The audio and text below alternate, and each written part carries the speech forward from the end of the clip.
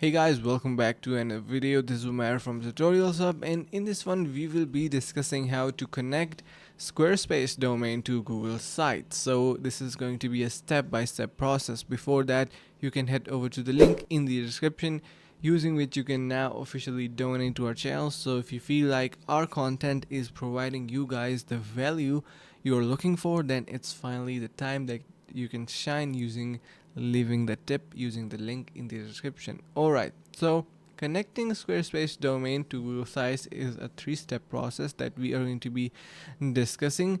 Now what you are going to be doing is that before the first thing is start connection in Google Sites. So click your website, then click the settings on the top header to open settings.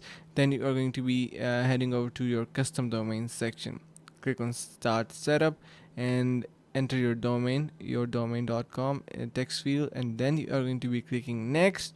To connect a third-party domain registrar window will open up, and with the records to add your DNS settings in the Squarespace, keep this window open for reference. Then the step 2 is log into Squarespace and add the CNAME record and forwarding rule. So basically you are going to be doing that for a CNAME record. You're going to be adding that. Then of course the domain forwarding rule, like it is port forwarding and all that stuff is needs to be done.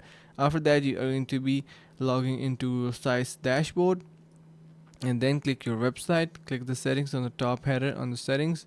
In the settings window, click custom domains, and then click connect domains. When the domains is correctly linked, it will appear under the connected domains. So basically that is going to be finishing the process for connecting Squarespace domain to Google Sites. I hope this helped, guys, and thank you so much for watching. That wraps up our video.